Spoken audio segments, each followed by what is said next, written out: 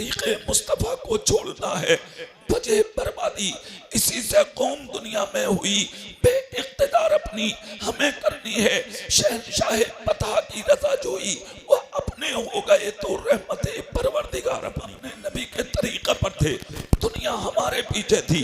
जब तक हमने अपने नबी का कहना माना था बादशाहत हमारी थी, जब तक हम मस्जिदों के करीब थे हुकूमत हमारी थी, जब तक हमने अल्लाह रसूल की इताअत की थी दुनिया हमारे पीछे चल रही थी। और जिस दिन से हमने अपने रसूल का रास्ता अपने नबी का तरीका छोड़ा उसी दिन से हम और आप जलील होने लगे।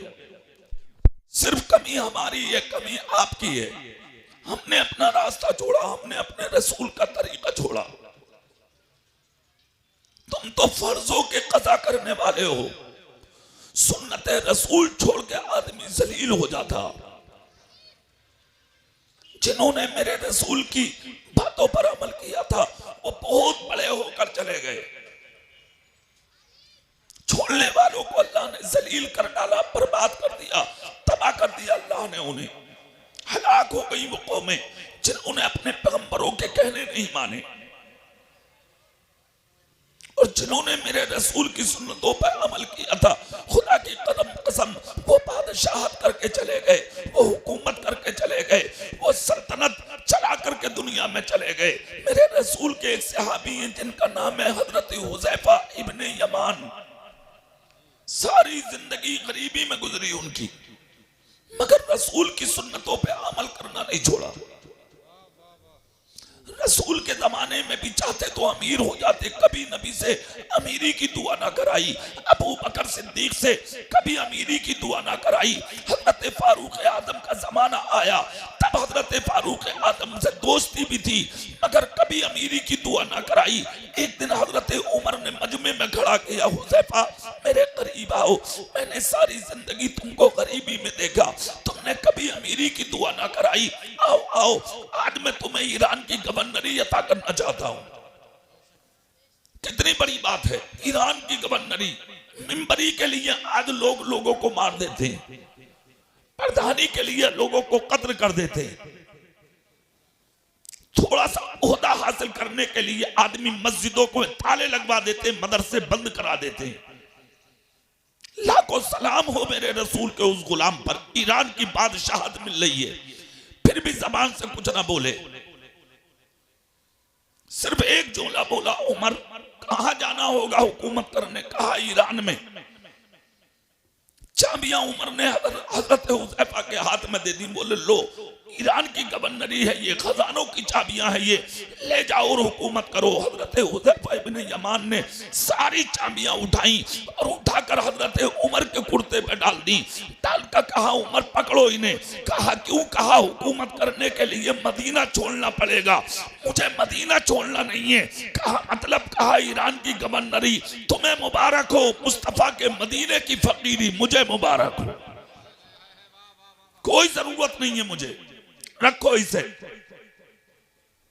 हजरत उमर ने कहा यह फैसला मेरा नहीं है, ये फैसला तुम्हारे नबी का है, कबूल करो।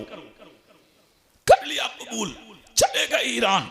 दस्तरखान सजा था, एक दिन खाना खाने के लिए जैसे ही दस्तरखान पर बैठे हजरत हुज़ैफा इब्न यमान तो सारी चीजें थी मगर खाने में जौ की रोटी नहीं थी। कहा जौ की रोटी का इंतजाम करो। जौ की रोटी लाई गई, दस्तरखान पर रखी गई, खाना शुरू किया। छोटे छोटे टुकड़े टूटकर दस्तरखान पर गिर गए। जैसे ही टुकड़े टूटकर दस्तरखान पर गिरे हजरत हुज़ैफा ने उठाया, खाया, खुदा का शुक्र अदा किया। ईरान वाले एक दूसरे के कान में बोले ये है बादशाह जिसे खाने तक का शऊर नहीं, खाने की कमी थी जो जमीन से उठा के खाया। इतना जब कहा तो सुनिए, हजरत हुज़ैफा के सर पे जो ताज था बादशाहत का वह उठा के एक तरफ रख दिया, रखकर कहा ईरान वालों पकड़ो इसे, तुम नहीं जानते हो जमीन से टुकड़े उठा के खाना किसी के बाप की सुन्नत नहीं, मेरे रसूल की सुन्नत है और इसी सुन्नत ने मुझे आज बादशाह बनाया है। तुमने कितने फर्ज छोड़ दिए, कभी ख्याल किया तुमने कितनी सुन्नतें कज़ा कर दी, कभी ख्याल किया तुमने? आज तो तुम छोटा समझते हो, हल्का समझते हो दीन को, हल्का समझते हो मुस्तफ़ा की बातों को। हजरत उमर से किसी ने एक दिन पूछ लिया, ए उमर तुम क्या थे और आज क्या बन गए? हजरत उमर रोने लगे और रोकर कहा, आज जो खुदा ने ये इज्जत मुझे अता की है ये मेरे रसूल की सुन्नतों की वजह से दी है। ऐसी ऐसी सुन्नतें के वुजू करके उठ रहे हैं हजरत उमर, बेमौका बेमहल बेवजह खड़े होकर हजरत उमर मुस्कुराने लगे। किसी ने पूछ लिया, उमर सामने कोई भी नहीं है फिर भी मुस्कुरा रहे हो? कहा, मुझे सामने वाले से कोई मतलब नहीं, मुझे अच्छे से याद है एक दिन मेरे आका ने यहाँ वुजू किया था, वुजू करके नबी जब खड़े हुए थे तो मेरे आका ने यहाँ तबस्सुम फरमाया था, इसीलिए मैं मुस्कुराया हूँ ताकि मेरे रसूल की सुन्नत पर अमल हो जाए।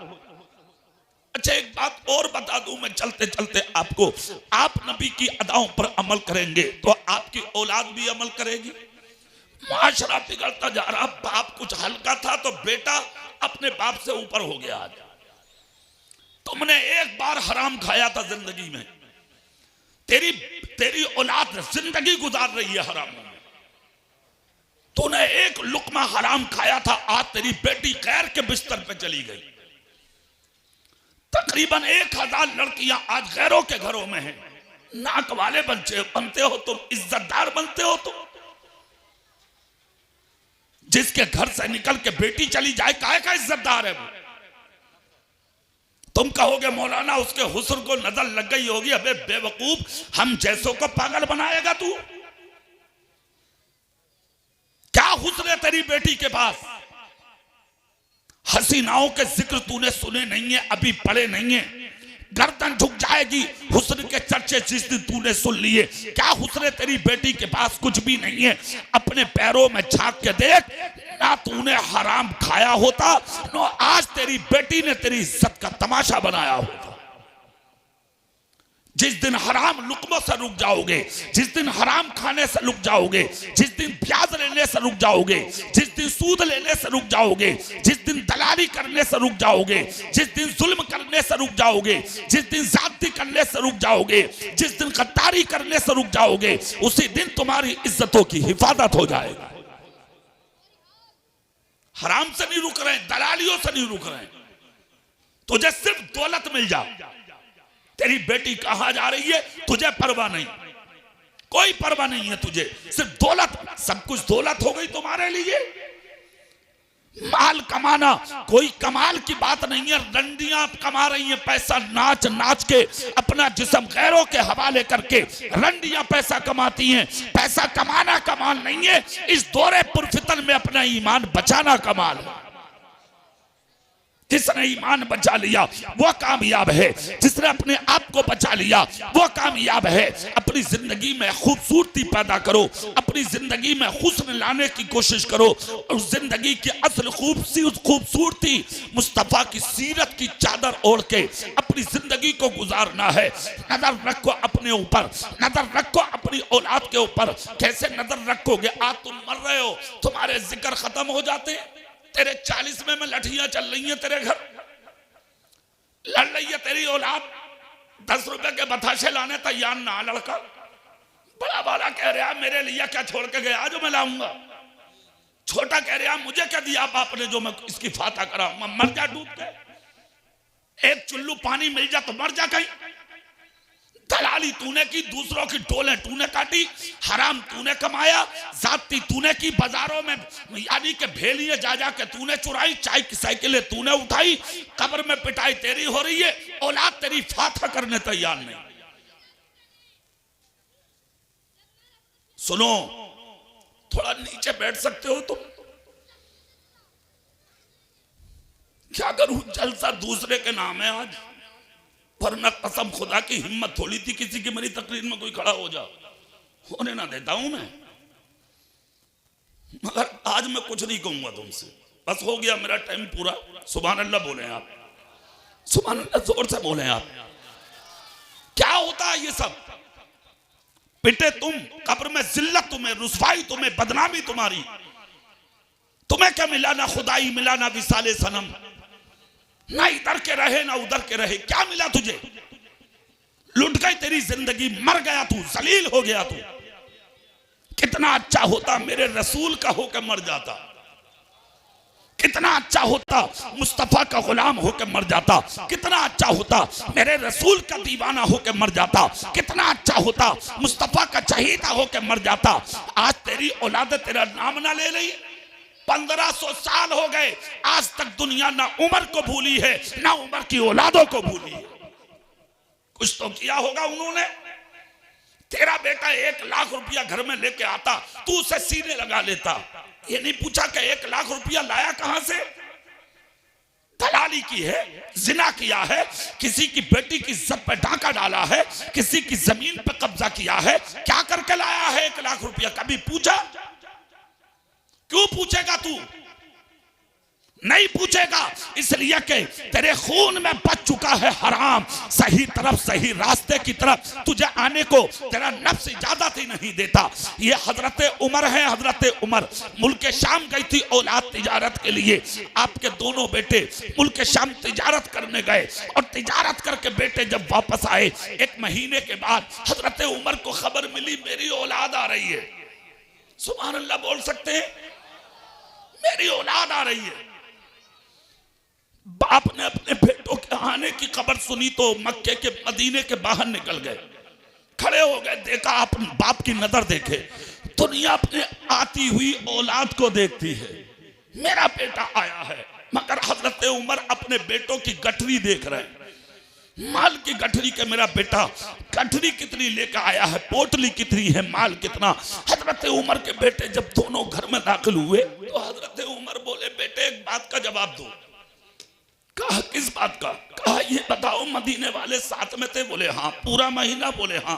तिजारत साथ में थी? बोले बिल्कुल। कहा तुम्हारी पोटली में वजन ज्यादा क्यों है? तुम्हारी पोटली बड़ी क्यों है? मदीने वालों की पोटली छोटी क्यों है? जब साथ में थे तो तुम्हारा माल ज्यादा क्यों? बाप को तो खुश होना चाहिए था, मां को तो खुश होना चाहिए था, माल ज्यादा है। मगर नहीं, इतना जब कहा तो बेटे खामोश। मां आगे बढ़ी, पानी लाई, बेटों को पिला दूं। उमर बोले रुक जा, इस घर के मटके का पानी बाद में पिलाऊंगा, पहले पूछूंगा कि ये माल ज्यादा क्यों है। सोचो, तो हराम कमा के ला रहे, पूछने की हिम्मत ना हुई आज तक बेटे से। ये हजरत उमर हैं। बीवी से बोले रुक, पानी बाद में, पहले सवाल का जवाब लेने दे। इतना जब कहा तो आपके बड़े बेटे हजरत उमर की आंख से आंसू निकलने लगे। कहा बेटे रोने से सवाल का जवाब पूरा नहीं होगा, जवाब दो, माल ज्यादा क्यों है? साथ में तो मदीने वाले भी थे। इतना जब कहा तो हजरत उमर के बेटे का नाम है हजरत अब्दुल्ला। आगे बढ़े, कहा अब्बा जान हमें माफ करना, इसमें हमारी कोई खता नहीं है। कहा गठरी का वजन ज्यादा भी लगता है, थोड़ी गठरी आपकी पोटली बड़ी भी लगती है। कहा हाँ। कहा कैसे? कहा हुजूर हम जब मुल्क शाम में पहुंचे तो जो साथ में थे मदीने वाले, उन्होंने मुल्क शाम के बाजारों में ऐलान कर दिया, ऐ लोगो आओ आओ हमारे करीब, हमारे साथ में, हमारे काफिले में, हमारे गिरोह में अमीरुल मोमिनीन के बेटे भी हैं, उमर के बेटे भी हैं, खत्ताब के बेटे भी हैं। मदीने के मुसल्ले पर मुस्तफा जान रहमत के जो आज इमामत करता है, उसके बेटे हमारे काफिले में शरीक हैं। जब आपका नाम लोगों ने सुना तो हमें माल में तिजारत में फायदा ज्यादा दिया, इसलिए हमारी पोटली अब्बा बड़ी है और मदीने वालों की पोटली छोटी है। हजरत उमर बोले ठीक है। मदीने में जितने लोग मुल्क शाम गए थे सबको उमर ने फौरन अली के बुलाया, सबका माल मंगाया, सबके माल का वजन किया। दोनों बेटों की पोटली में जितना माल ज्यादा था हजरत उमर ने निकाला और मदीने के दौलत कदे में जमा करके बोले अपने बेटों से अब पानी पियो, अब खाना खाओ, अब सुकून से लेट जाओ। इसलिए कि जो माल की ज्यादती थी ये तेरे बाप में कमाल नहीं था, ये कमाल तो मुस्तफा के मुसल्ले का है बेटे। इसलिए ये माल तेरा नहीं है, ये माल मुस्तफा की उम्मत का है। ये लोग थे 1500 साल हो गए, आज भी दुनिया उमर को नहीं भूली, उमर के बेटों को नहीं भूली। तू मर जा आज ही, हाँ तेरी नमाज तक नहीं पड़ेगा तेरा बेटा। हाँ यकीन ना आवे तो मर के देख लो, तेरी कब्र पे खड़े होके फातिहा नहीं पड़ेगा तेरा बेटा, अपने ससुरालियों को बिरयानी खिलाएगा वो। उनकी गाड़ियां खड़ी कराएगा, वो नेता बनेगा, वो मास्टर बनेगा, लोगों को दिखाएगा देखो देखो मेरे बाप के जनाजे में एमपी साहब आए, मंत्री साहब आए, विधायक साहब आए, एमएलए साहब आए, मर जा डूब के, ये हैसियत है तेरी। वो काहे की औलाद जो बाप की नमाज जनाजा ना पढ़ सके, वो क्या औलाद जो बाप की कब्र पे ना जा सके, आज तक तू पहचान ना सका। ये उमर का बेटा था, खुदा की कसम जहां जहां नबी के साथ उमर का नाम लिया जाता है वहां वहां हजरत उमर के बेटों का नाम लिया जाता है। नजर रखी थी औलाद पर, तुम्हारी नजर है ही नहीं, कोई नजर नहीं है तुम्हारी। मुल्क शाम की मलका मदीने में आई, हजरत उमर की बीवी ने तोहफे में उन्हें खुशबू दे दी। वो मलका बदले में इन्हें जेवरात दे गई, चली गई, वो रवाना हो गई। 3 दिन के बाद उमर से कहा, मलका ने, आपकी बीवी ने कहा, उमर खुशखबरी न दूं? कहा क्या? बोले मुल्क शाम की जो मलका आई थी, हमने तोहफे में खुशबू दी, वो हमें तोहफे में जेवर दे के गई है, और ये कह के गई हैं कि आपके जो शौहर हैं उमर, वो मुस्तफा जाने रहमत के मुसल्ले के इमाम हैं, अमीरुल मोमिनीन हैं, मैं आपको तोहफे में ये जेवर देना चाहती हूँ। उमर ने फौरन उठाया, दौलत कदे में जमा कर दिया, कहा ये तेरा हिस्सा नहीं है, मुझे जो तोहफे मिल रहे, इनामात मिल रहे, अरे मेरा ये कमाल कहाँ था, मेरे इशारे पर तो जानवर भी आगे नहीं बढ़ते थे, आज तो इंसान मेरे नाम से तोहफा देते। ये इज्जत मुझे मेरे बाप की वजह से नहीं, रसूल पाक की वजह से मिली।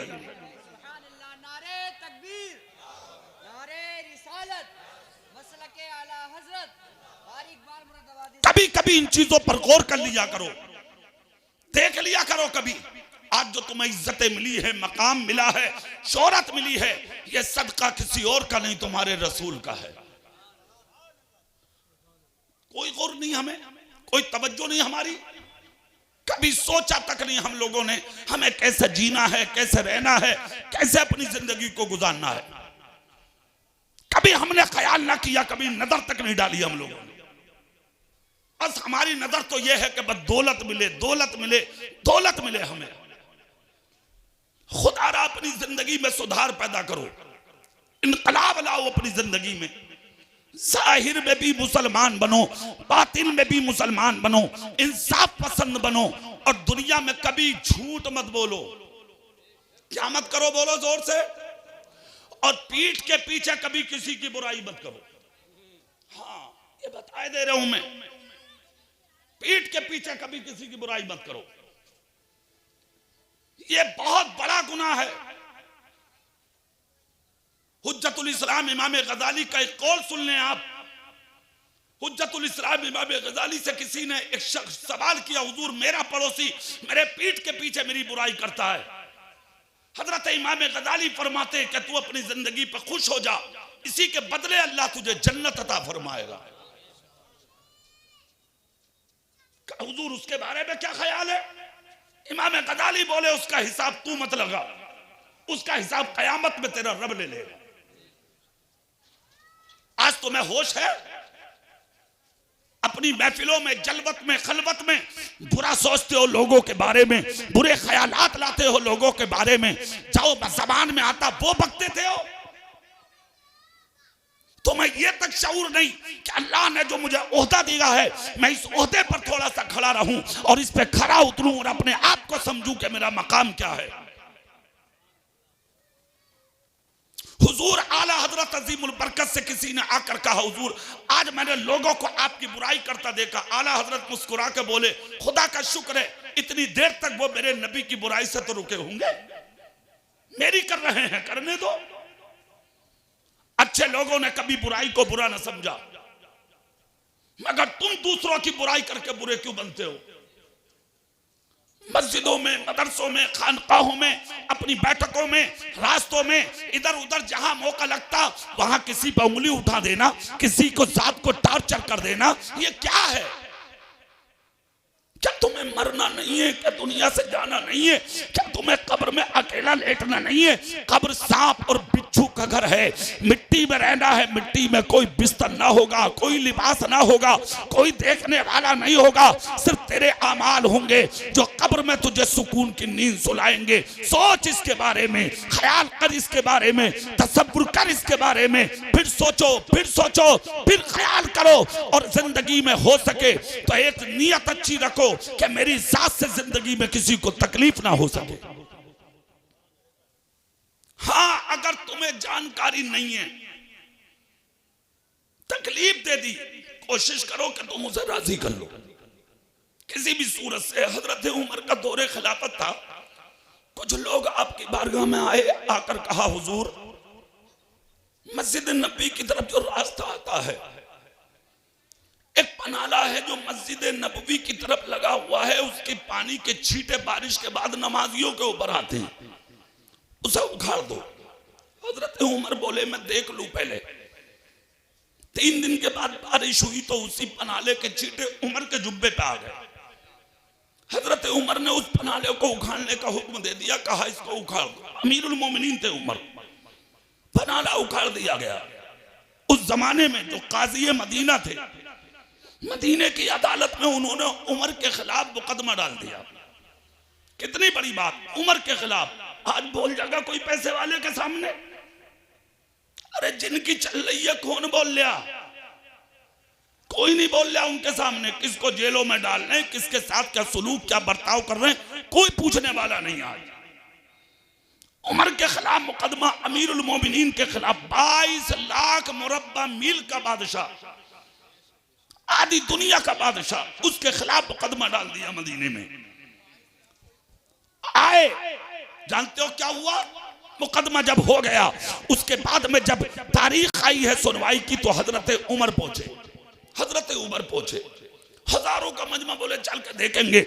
आज उमर की पेशी है, एक तरफ से मालिक मकान, दूसरी तरफ से उमर, एक तरफ बीच में सारा मदीना। हजरत उमर जा रहे हैं, जाकर अदालत में खड़े हुए वकालत करना चाहते थे उमर। वक्त के हाकिम काजी मदीना ने कहा उमर रुक, वकालत आप नहीं करेंगे, वकालत वो करेगा जिसने तुम्हारे खिलाफ मुकदमा किया है।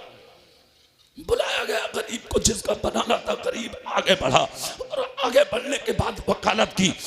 काजी मदीना ने कहा क्या है बोलो? कहा उमर अमीरुल मोमिनीन है, इन्होंने मेरे मकान का पनाला उखाड़ा है, पानी रुकेगा, मैं गरीब हूँ, मेरे मकान की छत नीचे जाएगी, मेरे बच्चों को तकलीफ होगी। उमर ने मेरे बच्चों को तकलीफ देने का काम किया, इसलिए मैंने इनके खिलाफ मुकदमा किया। इतना जब कहा खुदा की कसम कुर्बान जाओ, हजरत उमर की आंख से आंसू निकल गए। दिल में सोचने लगे मेरा मकसद कोई और था। काजी मदीना ने कहा उमर आप वकालत करो, तुमने ऐसा क्यों किया? उमर बोले मेरा मकसद इन्हें तकलीफ देना नहीं था। मदीने के लोगों ने मुझसे कहा था नमाजियों के कपड़ों पर गंदा पानी जाता है, आज मेरे मकानी के जुब्बे पर भी उसकी कुछ छींटा पहुंची, इसलिए मैंने पनाला उखाड़ दिया। जब इतना कहा तो काजी मदीना बोले अली के मकान से, कहा बात तो उमर की भी सही है, इन्होंने भी अच्छा किया, कपड़े गंदे होते थे इसलिए पनाला उखाड़ने का उमर ने हुक्म दिया, बुराई क्या है? आगे आए मालिक मकान तो काजी मदीना बोले आपका नाम क्या है? इन्होंने रोकर कहा मुझे दुनिया हजरत अब्बास के नाम से जानती है, मोहम्मद इब्न अब्दुल्ला जिनका नाम है वो मेरे भतीजे हैं। अल्लाह अल्लाह। काजी मदीना ने कहा किस वजह से मुकदमा किया?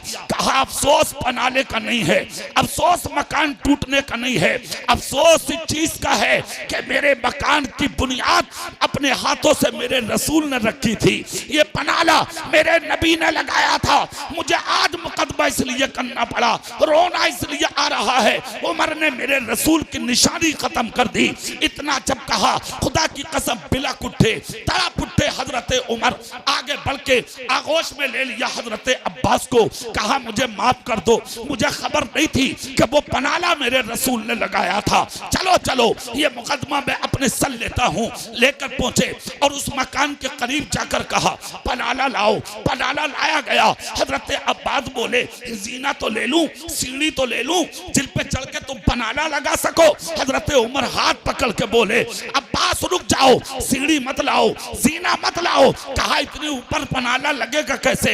हजरत उमर ने एक हाथ में पनाला लिया, दूसरा हाथ दीवार पर टेका, सर टेका और झुककर बोले, अब्बास आ जाओ, मेरे कांधे पे चल के पनाला लगा दो ताकि दुनिया देख ले उमर का मकाम ये है और मुस्तफा के घराने का मकाम ये है। ये लोग थे। अगर कुछ हो भी गया तो इस तरह से बदला देते थे। तो भाई की गर्दन काटने में लगा है।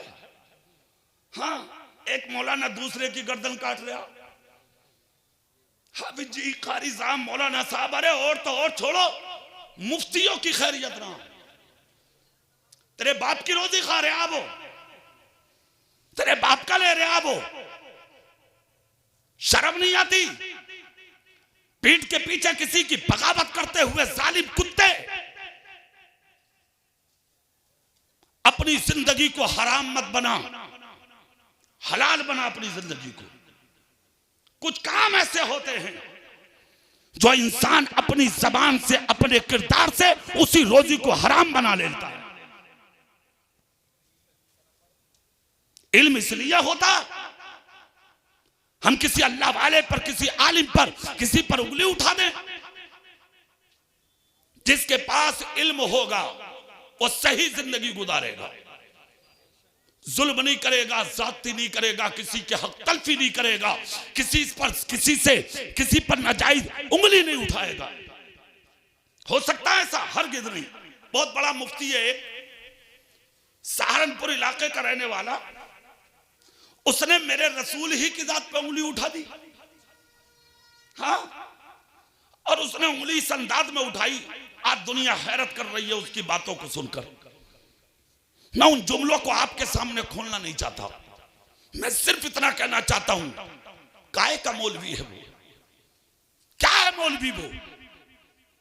तो उससे अच्छे तो फिर जानवर हैं कि जो मेरे नबी के आगे ना चले।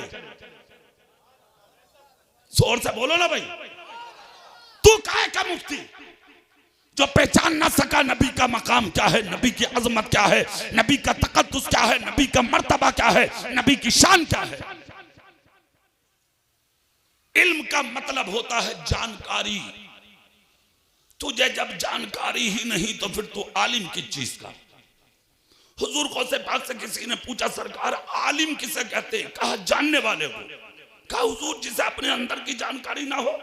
गौसे पाक फरमाते हैं वो जाहिल है, वो आलिम नहीं है, वो जाहिल है। जिसे अपने अंदर की जानकारी ना हो। सिर्फ काम जबान से कहलवा के थोड़ी काम चलता, अमली तौर पर मैदान में आओ तब काम बनता। जबान से कहलवा के नहीं, अपने अखलाक, अपने किरदार, अपनी सीरत, अपने कैरेक्टर से भी दिखाओ कि हम क्या हैं। मैं तो अपने सुन्नी भाइयों से कहूंगा, आप सही रास्ते पर आओ। वो मुफ्ती, वो मौलाना क्या कहता है वलियों के बारे में, नबियों के बारे में, सहाबा के बारे में, ताबईन के बारे में, उनको कहने दो, उनको पकड़ने दो, उनको भौंकने दो। किसी की हिम्मत नहीं है जो मेरे रसूल की इज्जत को घटा सके, इसलिए कि मेरे नबी की इज्जत को बढ़ाने वाला मेरा परवरदिगार है। अल्लाह खुद कहता, मैंने अपने महबूब के जिक्र को बुलंद किया है। जिसका जिक्र अल्लाह बुलंद करे उसके जिक्र को घटा कौन सकता है? दुनिया के चंद मौलाना मुफ्ती अगर चाहें हम नबी का जिक्र घटा दें, वो खुद घट जाएंगे, मेरे नबी के जिक्र को नहीं घटा पाएंगे। चलते चलते आपसे मैं वो जुमले बोलूंगा, उनकी बात उनकी तरफ रहने दीजिए। वो क्या कर रहे हैं उनको कहने दो। हमें नबी से मोहब्बत करना है, हमें रसूल से इताअत करना, रसूल पाक की इताअत करना, अपने नबी का कहना मानना, अपने रसूल की सीरत की चादर ओढ़ के अपनी जिंदगी को हमें गुजारना है। मरना है हमें एक दिन, दुनिया से जाना है हमें एक दिन उठनी है, यानी कि हमारा जनाजा उठना है, हमें कब्र में जाना है, ये कंपलसरी है। मरना तो है ही, ऐसे हो के मरो कि जिस दिन मरो दुनिया जनाजा देख के मुस्कुरा दे और ये कह दे कि किसी गद्दार का नहीं, मुस्तफा के वफादार का जनाजा है। जिंदगी हसीन बनाओ, जिंदगी खूबसूरत बनाओ, जिंदगी अच्छी बनाओ। आज के माहौल पर नजर डालो, आज दुनिया को मैं देख के भाग रही है। क्यों भाग रही है? आखिरी बात सुनिए, मेरे रसूल के एक सहाबी नाम है हजरत लुबाबा, सुभान अल्लाह बोले इनके नाम पे। मेरे रसूल ने मदीने में ऐलान किया एक जंग की खातिर लोग निकल के आए। सारा मदीना सिमट के आ गया नबी के पास। हजरत लुबाबा पे माल कुछ ज्यादा था, ये नहीं आए। अब नहीं आए, जंग में तो अल्लाह ने फतह दे दी, कामयाबी दे दी अल्लाह ने, जंग में इज्जत दे दी अल्लाह ने जंग में। 3 दिन के बाद जब वो अपने घर में दाखिल हुए तो इनकी बीवी ने इनसे चेहरा फेर लिया, बेटी ने चेहरा फेर लिया, बेटों ने चेहरा फेर लिया, खानदान वाले अलग हो गए। यहां तक कि जो बकरियां ये पालते थे वो बकरियां इनके कहने से जमीन से उठने तैयार नहीं थी। इन्होंने सोचा कि ये हुआ क्या। सारे लोग अलग हो गए, रुख फेर लिए लोगों ने, लोग अलग होते चले गए। यहां तक कि पूरे मदीने ने इनसे बोलना छोड़ दिया। इन्हें खुद को एहसास हुआ कि मैं कहीं ना कहीं गलती पर हूं। दिल में फौरन आया कि अरे मेरे नबी ने बुलाया था और मैं अपने रसूल के पास ना जा सका था। शायद आज उसी की वजह से दुनिया मुझसे मुंह फेर रही है।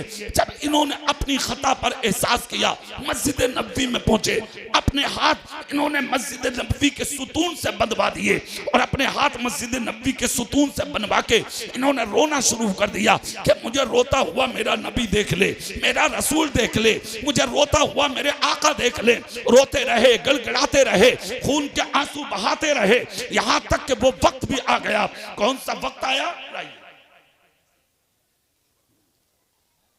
हाँ, कौन सा वक्त आया? वो वक्त आ गया मस्जिद नबवी के सुतून से बंधा हुआ इन्हें मेरे रसूल ने देख लिया। रहमत बनकर आए हैं मुस्तफा, करम बनकर आए हैं मुस्तफा। सुतून से बंधा देखकर मेरे नबी की रहमत को जोश आ गया। रो रहे थे, दाढ़ी तरती, कुर्ता भीगा था, फिर भी मेरे नबी ने आगे बढ़ के इन्हें अपने सीने लगा लिया, खोल दिए हाथ मेरे रसूल ने।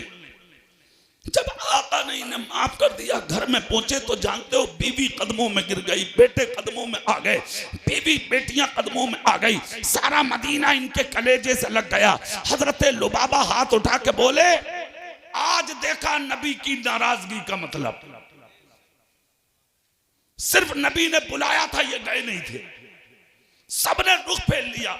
आज मैं तुमसे एक बात कह करके तकरीर पूरी कर रहा हूं। आज दुनिया तुम्हारी मुखालफत कर रही है तो हैरत क्या है? दुनिया तुमसे दूर जा रही है तो हैरत क्या है? दुनिया तुम्हारी मुखालफत कर रही है तो हैरत क्या है? सुबह से शाम तक कितने फर्ज छोड़ते हो, कितनी सुन्नतें छोड़ते हो, कितने मुस्तफा के तरीके को ठोकर मारते हो, फिर भी कहते हो कि मियां हमें लोग इज्जत नहीं देते। मैं कहता हूं तुम्हें खाने मिलता है ये बड़ी बात है, तुम्हें पीने मिलता है ये बड़ी बात है, सुकून की जिंदगी मिलती है ये बहुत बड़ी बात है, वरना तो हम इस जमीन पर भी जीने के लायक नहीं है। खुदारा अपनी जिंदगी में सुधार पैदा करो, अपनी जिंदगी भर के गुनाहों से तौबा करो और सबसे पहले दूसरों की बुराई करने से तौबा करो। पीठ के पीछे गीबत, चुगली, मक्कारी, अय्यारी, ये सारी चीजें खत्म करो।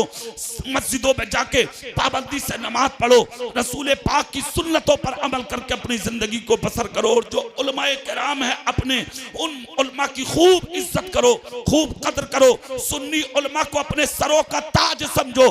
मसाजिद के आइम्मा, मदारिस के मुदर्रिस, खानकाहों के सज्जादगान, उनको खूब इज्जत दो, खूब मकाम उनका बनाओ, ऊंचा करो। इसलिए कि जो दूसरों को इज्जत देता है उसको अल्लाह कभी जलील नहीं होने देता है। मगर सुन्नियों की इज्जत करना है, सुन्नी आलिमों की कदर करना है, उन्हें अपने सर पे बैठा कर रखना है। अल्हम्दुलिल्लाह ये हमारा काम होना चाहिए, ये हमारी जिंदगी होना चाहिए। ये जो मदरसा है ना आपके सामने, आप इस मदरसे का खूब ख्याल रखें। मुफ्ती मोहम्मद सुलेमान साहब नईमी ने बड़ा काम किया। इतनी बड़ी जमीन खरीद के फिर इमारत बनाना, फिर पढ़ाई कराना, मदरस और बच्चों को रख के खिलाना, ये आज के दौर में बड़ी हिम्मत का काम है। ये उसको अंजाम दे रहे हैं। हमारी आपकी सबकी जिम्मेदारी है, हम सब मिल करके इनके बाजुओं को मजबूत करें, इस मदरसे को तरक्की दें। इसकी निस्बत आला हजरत से है। दारुल उलूम इमाम अहमद रजा है ये, इसको हम ऊंचा करें, आगे बढ़ाएं, खूब तरक्की दें, अपने बच्चों पर भी नजर रखें, उन्हें हाफिज कारी आलिम बनाएं। इस दौरे पुरफितन में आप अपने इल्म की वजह से अपना ईमान बचा सकते हैं अल्लाह के रहमो करम से। समझ रहे हैं? आप अपने बच्चों को पढ़ाइए लिखाइए, खूब ऊंचा बनाइए, आगे बढ़ाइए अपनी औलादों को। मगर औलादों को पढ़ाने के लिए कोई जगह भी तो हो, तो एक जगह ये है दारुल उलूम इमाम अहमद रजा। इस मदरसे का आप ख्याल करें, इसे आगे बढ़ाएं। ये जिम्मेदारी हमारी है, ये जिम्मेदारी आपकी है। दुआ है अल्लाह की बारगाह में अल्लाह इस इदारे को खूब खूब तरक्कियां अता फरमाए, हमारे बच्चों को बाअमल आलिम दीन बनाए, और जो हमारे उलमा हैं अल्लाह उनकी हिफाजत फरमाए। मुफ्ती मोहम्मद सलमान अजहरी, अल्लाह गैब से उनकी मदद फरमाए, गैब से मदद फरमाए, अल्लाह गैब से मदद फरमाए। अपने महबूबीन के सदक़े अल्लाह उस मर्द मोमिन को रिहाई अता फरमाए। आमीन। वाखिरु दावाना अल्हम्दुलिल्लाहि रब्बिल आलमीन। अस्सलामु अलैकुम व रहमतुल्लाहि व बरकातुहू।